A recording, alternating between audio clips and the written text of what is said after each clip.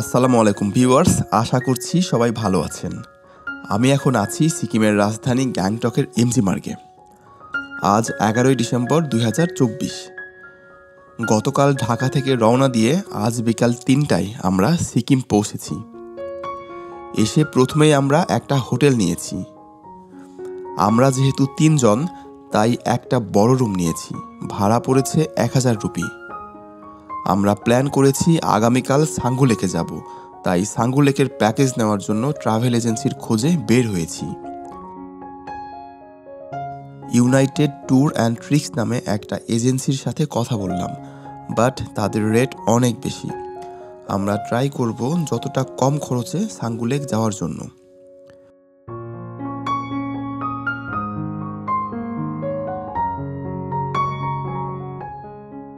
অনেক খোঁজাখুঁজির পর একটা এজেন্সি পেলাম, go lucky adventure tours and travels. অনেক বার্গেনিংয়ের পরে তারা আমাদের 4500 টাকায় প্যাকেজ ফিক্সড করে। আমাদের 3 জনের জন্য তারা একটি বুলেরো জিপ দিবে। সাঙ্গু লেক যাওয়ার জন্য ভারতীয় ছাড়া সবারই আলাদা পারমিশন নিতে হয়।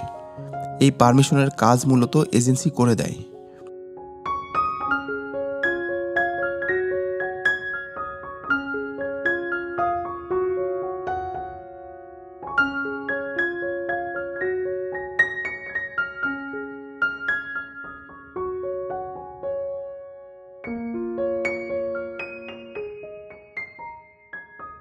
এই এজেন্সির মালিক সোনামদা আমাদের ফাইলগুলো রেডি করছে। সকাল 8টার দিকে আমরা বের হলাম সাঙ্গু লেকের উদ্দেশ্যে। আমাদের ব্রেকফাস্ট করে যাওয়ার ইচ্ছা ছিল, কিন্তু সোনামদা বলল রাস্তায় ভালো হোটেল আছে, সেখানে করার জন্য। এই গাড়িতে আমরা রওনা করলাম। আমরা যারা ভারতীয় না, সবারই ইনার লাইন পারমিট নিতে হয় এবং সঙ্গে একজন অবশ্যই গাইড রাখতে হবে। সঙ্গে স্থানীয় গাইড না থাকলে চেকপোস্টে আটকে দেবে। তাই নিজেরা গাড়ি ঠিক করে আসার চেয়ে যে কোনো এজেন্সির মাধ্যমেই আসা ভালো। আমরা দুইভাবেই ট্রাই করেছিলাম, তবে এজেন্সির মাধ্যমেই কিছুটা কম খরচে আমরা যেতে পারছি। আমরা যদি পার্সোনালি গাড়ি ঠিক করতে যেতাম, তো সেই ক্ষেত্রেও আমরা ট্রাই করেছি, অনেক বেশি টাকা পড়ছিল, সেটা 6500 থেকে 7000-এর মতো। পারমিট নেওয়া থেকে শুরু করে ঘুরিয়ে নিয়ে আবার এমজি মার্গে আসা পর্যন্ত সবই তারাই করে দেয়। ইনার লাইন পারমিটের জন্য 1 কপি পাসপোর্টের ফটোকপি, 1 কপি ভিসার ফটোকপি এবং 2x2 1 কপি ছবি তাদেরকে জমা দিতে হয়। তারা নিজ দায়িত্বে রওনা হওয়ার আগেই পারমিশন নিয়ে রাখবে। যতই সামনের দিকে যাচ্ছিলাম, আমাদের গাড়ি শুধু উপরে উঠতেই থাকলো। হঠাৎই চারপাশটা বদলে যেতে থাকলো। লোকালয়কে পেছনে ফেলে আমরা যেতে থাকলাম পাহাড়ি আঁকাবাঁকা রাস্তা ধরে।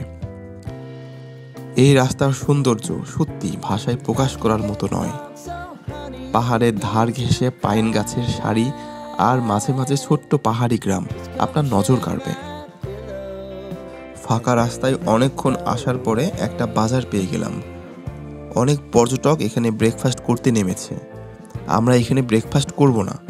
সোনামদা বলল সামনে গিয়ে আমরা ব্রেকফাস্ট করব।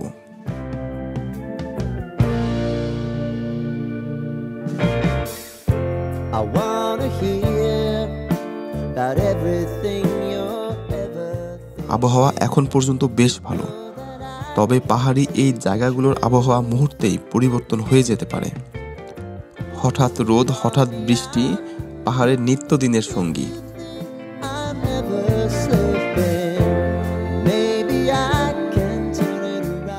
এই জায়গাটিতে আমরা ব্রেকফাস্ট করব। রাস্তার পাশে ছোট ছোট অনেকগুলো রেস্টুরেন্ট আছে।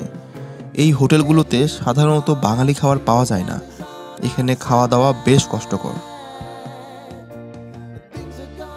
রোদ থাকলেও এখানকার তাপমাত্রা এখন 2 ডিগ্রি সেলসিয়াস।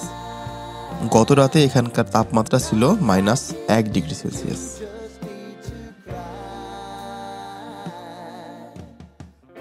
আমরা সাঙ্গু লেকের একদম কাছাকাছি চলে এসেছি।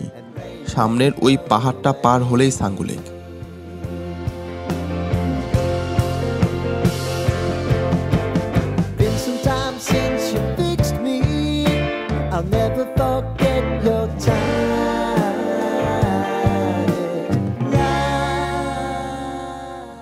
2 ঘন্টা জার্নি শেষে আমরা সাঙ্গু লেক চলে এসেছি।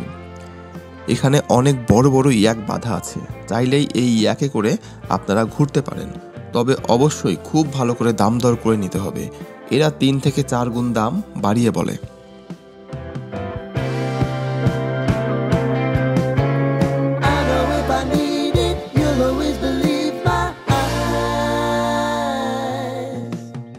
$12,500 ফিট উপরে এত সুন্দর একটি লেক সত্যি মনোমুগ্ধকর।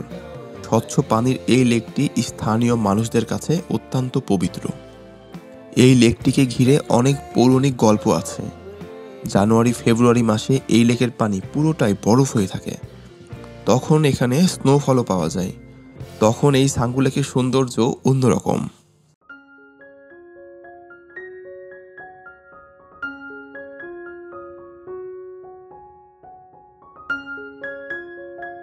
ভারতীয় ছাড়া অন্য কেউ এর বেশি আর যেতে পারে না। ভারতীয়রা এ পথে বাবা মন্দির, নাথুলা পাস যেতে পারে।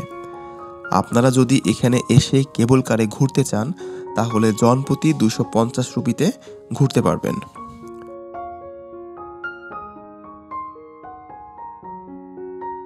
সামনে কিছু বরফ পড়েছে, সেই বরফগুলো দেখার জন্যই আমরা যাচ্ছি।